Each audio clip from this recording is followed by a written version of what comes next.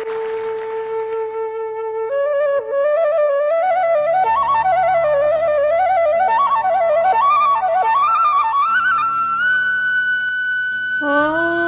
श्री परमात्मने नमः।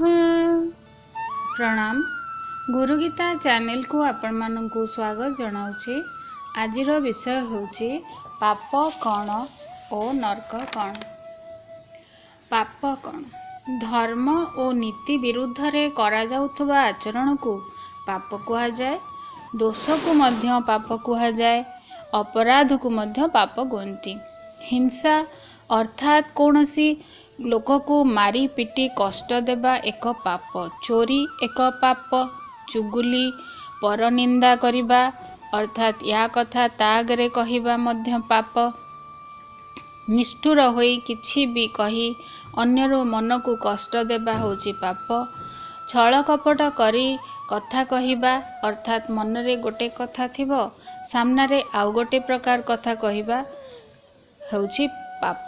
मन वचन कर्म जହାର एक न थाए से भी पापी। छाती रे कलिगला भली कथा कहिबा पाप। अशिष्ट व्यवहार करिबा पाप। नास्तिकत्व देखाई खराब काम करिबा पाप। अवैध काम करिबा अर्थात जो काम करिबा कथा नुहे निज फायदा पाई से काम को लुचाई करिबा को पाप कुहा जाए। फालतू कथा गुड़ाए गपिबा जହାର किछि दरकार नहीं। बाजे कथा कही अन्य मानक मुंडरे बाजे कथा सब भर्ती करिबा आदि को पाप कहती। नरक कौन? यह एक स्थान जेउठी आत्मा और शरीर को तार पाप कर्मर दंड मिले। कर्म अनुसारे समस्त को दंड भोगिबा को पड़े। बहुत पुण्य कले ऊर्ध्वगति। पाप पुण्य समान हेले स्थिर गति। पाप अधिक हेले अधोगति हुए। नरकरे काले बहुत कष्ट मिले बोली गरुड़ पुराण रे लेखा अछि। केउ पाप कले केउ नरक मिले ता मध्य लेखा होइछि। जेपरि मति सेपरि गति। जेउ प्रकार मानसिकतारे आमे काम बा कर्म करि जाऊ सेही अनुसारे हमको दंड मिले। नरक तो कौठी नहीं। आमे जोठी रहुचे सेठी ही नरक। दैनंदिन जीवन रे आमे जो कष्ट पाउछे ताकू ही नरक जंत्रणा कहती। गरम तेल कड़ई रे पड़िबा ए सबु आमे नरक रे जंत्रणा दिया जाए बोली सुनिचे। आपण केबे हॉस्पिटल जाइकी पोड़ा जला केस सबु देखिबे सेठी जाई बुझी पारिबे नरक जंत्रणा कौन। जेल जांतु टॉर्चर रूम रे सेठी जाई देखंतु टॉर्चर होउची से भी नरक। अंधकार कोठरी नरक। देह मुंड जला पोड़ा हेबा नरक। भोक उपास रे रहिबा खाद्य बिना डहल विकल हेबा नरक। न्यूज रे आपण एबे देखुथिबे केते लोक गरम खरा रे केमिति खाली पादरे चली छंती। 1200 1400 1800 8000 किलोमीटर पर्यंत लोक माने चली चली घर मुहा फेरुचंती कोरोना जोगु। छुआ माने मध्य चली छंती। पाद फुटका हो जाउची उपाय नहीं। तांकर भी नरक भोग हेउची। बुढ़ा बुढ़ी माने रोगी माने जो माने शଯ୍याशायी हो जाइछंती निजर शौच आदि करि पर नांती गोमुतारे घांटी होउचंती से नरक नुहे कि। 24 घंटा रु प्राय 20 घंटा किछि लोक काम करती शोइबा को बेल पाती नहीं से माने भी नरक भोगुचंती। एही सबु विषय रे अर्जुन किपरि गीतार प्रथम अध्याय रे वर्णना करिसंती ताहा श्लोक 43 रु 47 पर्यंत वर्णना करागला। आसंतु सुनिबा श्लोक 43। दोषैरेते कुलज्ञानं वर्ण संकर कारके उच्चाद्यन्ते जाति धर्मा कुल धर्माश्च शाश्वता। अर्थात एही वर्णशंकर उत्पत्तिकारक दोषगुड़िक जोगु कुलघाती मानकर सदाकालरू चली आसुथिबा कुलधर्म और जाति धर्म नष्ट हो जाए। आसंत व्याख्या सुनिबा। पूर्व वीडियो रे आमे वर्णशंकर विषय रे जानिले। तांकर उत्पत्ति द्वारा किपरि कुलधर्म और जाति धर्म सब नष्ट हो जाए ताहा अर्जुन चिंता करी कहउचंती। अर्जुन को आगरु बोधे बुझा पड़ जाइछि सेया ही आजिकाली हेउछि मध्य। सनातन धर्मर जहा रीतिनीति ताकू केही मानिबाकू राजी नुह। एगुड़ाक सबु ऑर्थोडॉक्स चिंताधारा कही समस्ते एड़ाई जाउछंती। सनातन धर्म छाड़ी अन्य धर्म परिवर्तन करुछंती। सनातन धर्मर रीतिनीति किछि भल लागुनी लोकंकु। तेणु एही भली धीरे धीरे सनातन धर्म लोप पाइजिब काले बोली अर्जुन चिंता प्रकट करिछंती। कुल धर्म और जाति धर्म कौन? गोटे जाति रे कौनसी एक निर्दिष्ट कुलर जो जो स्वतंत्र परंपरा मर्यादा और आचरण थाए से सबको सेही कुलर कुलधर्म कहुए। गोटे जातिर समस्त कुल को नहीं जो धर्म निर्णय करा जाइछि से सबको जाति धर्म अर्थात वर्ण धर्म कहुए। यह शास्त्र नियत और साधारण धर्म। कुल धर्म और जाति धर्मर आचरण करा न गले ताहा नष्ट हो जाए बोली अर्जुन चिंता करिछंती। आसंतु शुणिबा श्लोक 44। उच्छन्न कुलधर्माणां मनुष्याणां जनार्दन नरके नियतं वासो भवतीत्यनुशुश्रुम। अर्थात हे जनार्दन जो मानकर कुलधर्म नष्ट हो जाए सेही मनुष्य मानकर बहुकाल पर्यंत नरक बास हुए बोली आमे शुणी आसीचु। आसंतु व्याख्या शुणिबा। मनुष्याणाम अर्थात एठारे कुलघाती मानंकु और तांकर वंशधर मानंकु कुहागला। एही मनुष्य माने सुख भोग आदिर लोभरे निजर विवेक बुद्धि को हतादर करती और क्रोध मोह द्वेष आदि खराब गुणर बशवर्ती हुंती जहा फलरे सेमानंकर आचरण शास्त्रर विरुद्ध हुए।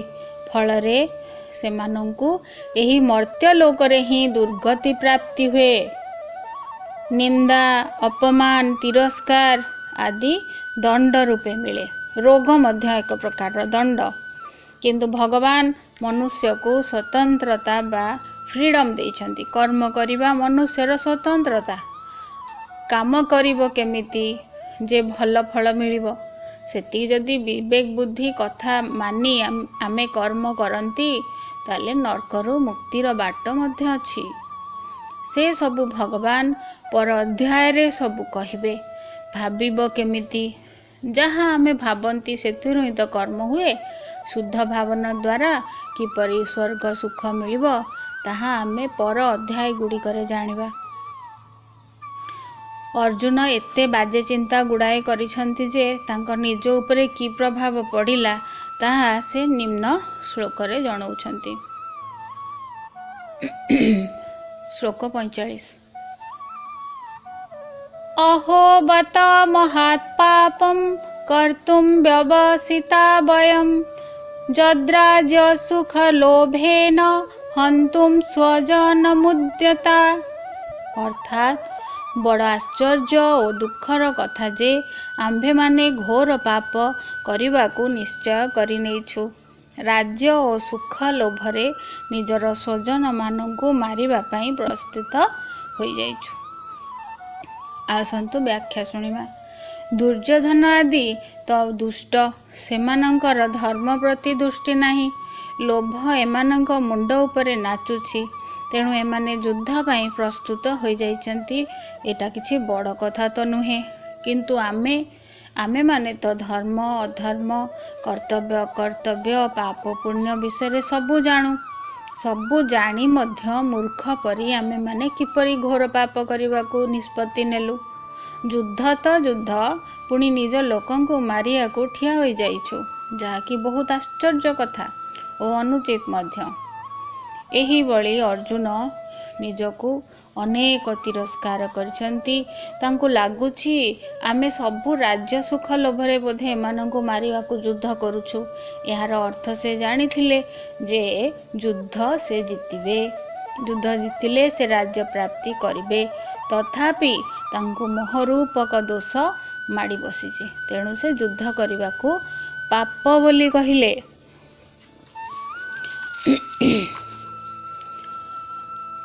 ଆମେ ଯାହା ଜାଣିଛୁ, ଶାସ୍ତ୍ରରୁ ଶୁଣିଛୁ, ଗୁରୁଜନଙ୍କ ଠାରୁ ଶିକ୍ଷା ପାଇଛୁ ଏବଂ ନିଜ ଜୀବନକୁ ସୁଧାରିବାର ଯେଉଁ ବିଚାର କରିଛୁ, ସେ ସବୁକୁ ଅନାଦର କରି ଆଜି ଆମେ ଯୁଦ୍ଧ ରୂପକ ପାପ କରିବା ପାଇଁ ସ୍ଥିର କରିଛୁ।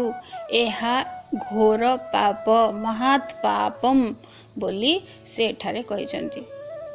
ପାପ କରିବାକୁ ସ୍ଥିର କରିବାରେ ଏବଂ ସ୍ୱଜନମାନଙ୍କୁ ମାରିବା ପାଇଁ ପ୍ରସ୍ତୁତ ହେବାରେ କେବଳ ରାଜ୍ୟ ଓ ସୁଖର ଲୋଭ ହିଁ କାରଣ ଥିଲା।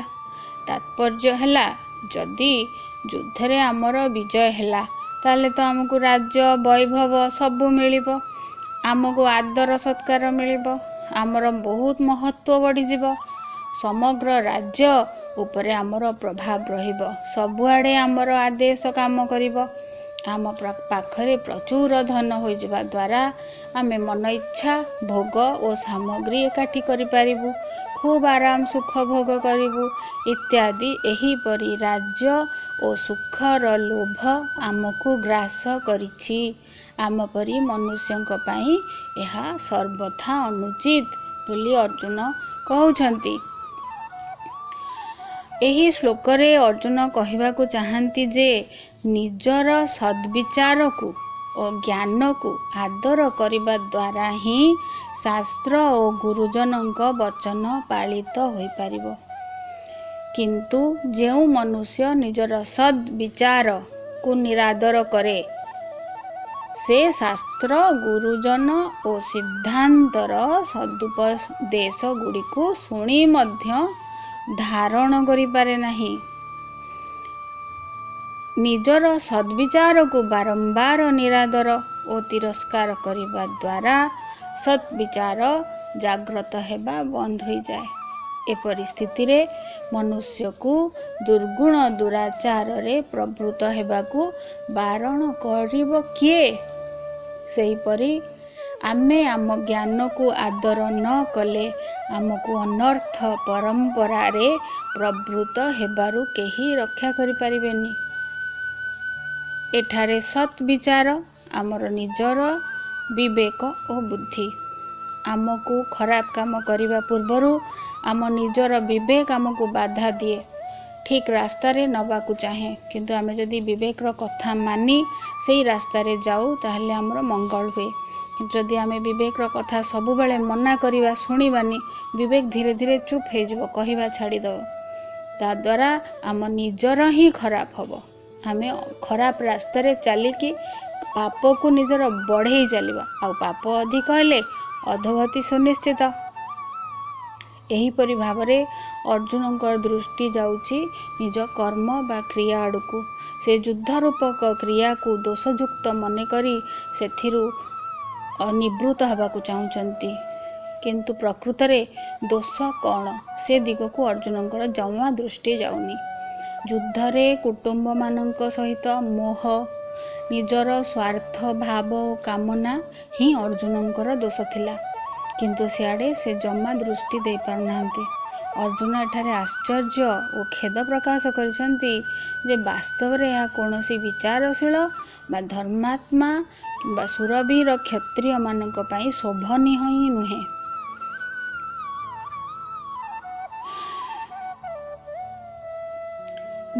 କୁଳକ୍ଷୟ ଦୋଷର ଓ ମିତ୍ରଦ୍ରୋହ ରୂପକ ପାପର କାରଣ ବୋଲି କହିଲେ ଅର୍ଜୁନ ଦୁର୍ଯ୍ୟୋଧନ ଆଦିଙ୍କର ଯୁଦ୍ଧରେ ପ୍ରବୃତ୍ତ ହେବାର କାରଣ ଥିଲା ଏବଂ ଏଠାରେ ମଧ୍ୟ ରାଜ୍ୟ ଓ ସୁଖ ଲୋଭରେ ସେ ନିଜେ ପାପ କରିବା ପାଇଁ ଉଦ୍ୟତ ହୋଇ ପଡ଼ିଛନ୍ତି।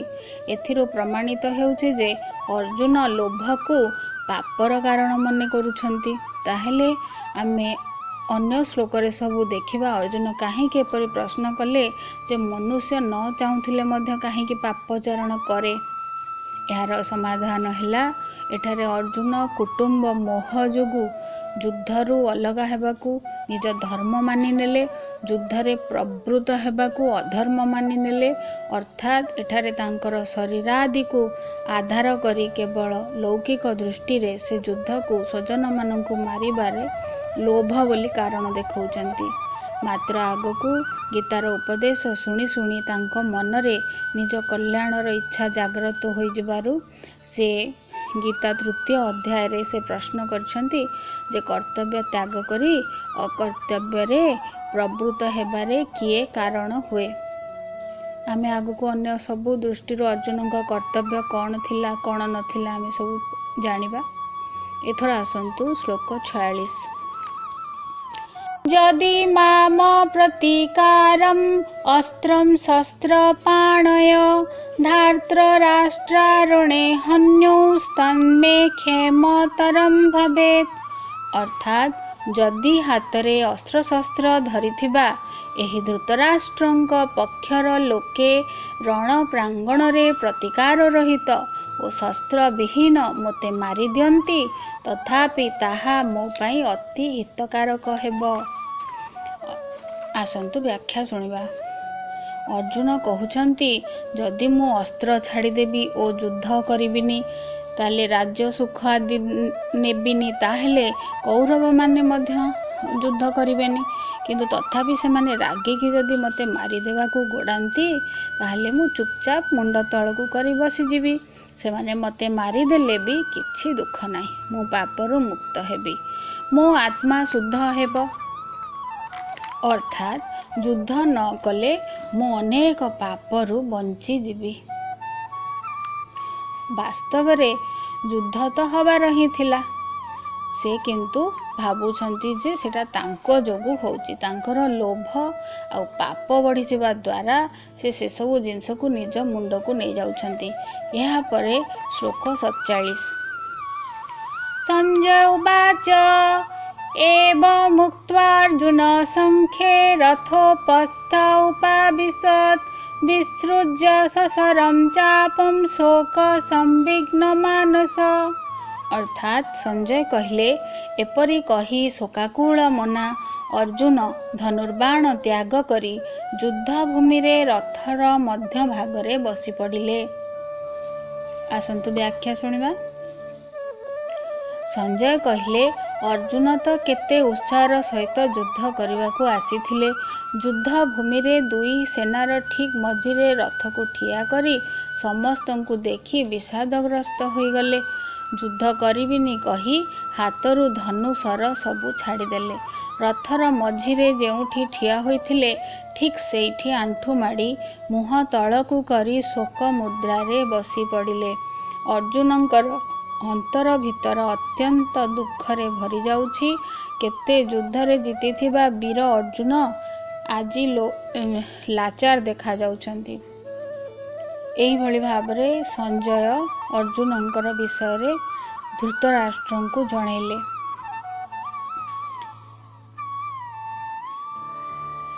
और सामने रे भगवान चुपचाप होई ठिया होइकी रहिछंती। से सबू देखुछंती, तांकर भाव सबू बुझी पारुछंती। भगवान भाबुछंती एते दिनर युद्ध प्रस्तुति हैला, किए कोठी रहिबे, केते सैनिक आसीबे, अस्त्र शस्त्र कोठु आसीबो, युद्ध भूमि उपरे अभ्यास, एते प्रस्तुति सबू करि सारी युद्ध पई शंख फुंका मध्य सरिलाणी। युद्ध आरंभ हबा बाकी अछि।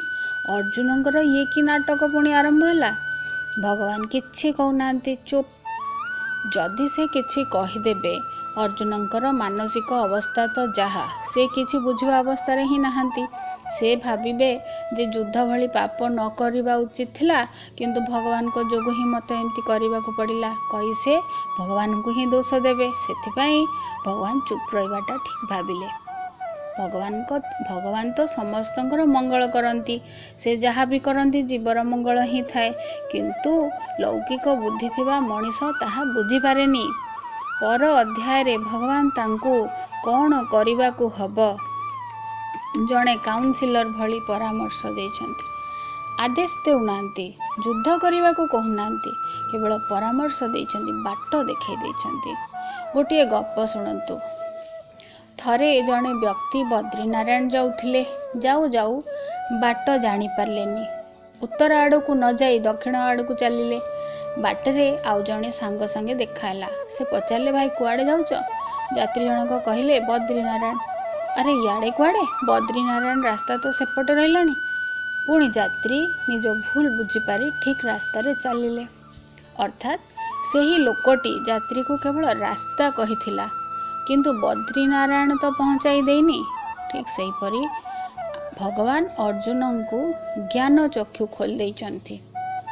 पट्टी पड़ीथिला अर्जुन चक्षुरे बुद्धि रे जो कला बादल हो जाइथिला ताहा से हटई देले, किंतु युद्ध करई नाहंती। युद्ध करवाटा अर्जुनंकर निजर विचार थिला। से निजे भगवान को डाकिथिले, मो पाखरे रुह। से एबे निजे कहउछनी मु युद्ध करिबिनी। वास्तव कथा है युद्ध हबार ही थिला, कारण सबु आत्मा मानकर आयु सरी जाइथिला। एहाकू केही एड़ाई पारि न थांते। विश्वरूप देखाइला बेले भगवान कहिसंती, मु हेउछि काल एवं समस्तंकर संहार पाई आसीछि। तमे जहाकू कुटुंब कहूछ सेमानंकर सबु समय सरी गलानी। तमे युद्ध न कले भी सेमाने सबु मरिबे। एथिपाई एही नरसंहार अवसंभावी थिला। अर्जुन युद्ध न करथिले भी युधिष्ठिर युद्ध करि थांते, कारण कुंतींकर आदेश थिला। से तो आउ कुंतींक आदेश अमान्य करि परिबेनी। द्रौपदी सेपटे प्रतिज्ञा करथिले, जदि तांको स्वामी माने युद्ध न करंती कौरव वंशं को मारिबा को तांकर बापा द्रुपद, भाई माने पुत्र माने मिसी युद्ध करिवे। एहीपरि अनेक कारण थिला जहा द्वारा युद्ध अवसंभावी ही थिला।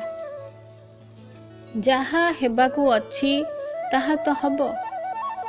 एबेर जो समय चली कोरोनार समय, ठीक यही अवस्था रे आमे अछु। कोरोना आसिला, सबु देश नियम करिले घरे रुहंतु, लोके किछि मानिलेनी। लक्ष लक्ष लोक मरीगले। जो देश मानिछंती सामान्य परिमाण रे एड़ाई जाई पारिछंती। जो माने कोरोना रे मरी नाहंती, किछि लोक आत्महत्या करी मरी जाइछंती, किछि लोक भोक उपास रे मरी जाइछंती। अर्थात तांकर मृत्यु अवसंभावी थिला। तांकर समय सरी जाइछि, ताकू कौनसी सरकार देश रोकी पारिबे नाही। युद्ध हेबार अछि, युद्ध हब। सेथिपई आतंकित होई दुख शोक डिप्रेशन रे रहिबा छाड़ी किछि भल काम रे मन लगाइबा उचित। नाम जप करिबा उचित, ध्यान करिबा उचित, गीता पाठ करिबा उचित, अन्य लोकंकर उपकार पई चेष्टा करिबा उचित। जदि धन किंबा खाद्य देई पारिबेनी ताहले अति कम रे समस्तंकर मंगल चिंता करंतु। अहर भाबंतु जे समस्ते भलरे रुहंतु, समस्तंकर मंगल हेउ। एहा ही आपणकर आ मोर कर्तव्य। भगवान आगकू एहा ही शिक्षा देइछंती। द्वितीय अध्याय रे जे जेते बड़ विपत्ति आसु पछे केबे विचलित हबानी, निजर उद्धार करिबा और अन्य मानकर मंगल चिंता करिबा। एही कर्तव्य को भगवानकर आदेश मानी काम करि जिबा। आजि पई एतिके। ओम तत्सत इति प्रथम अध्याय।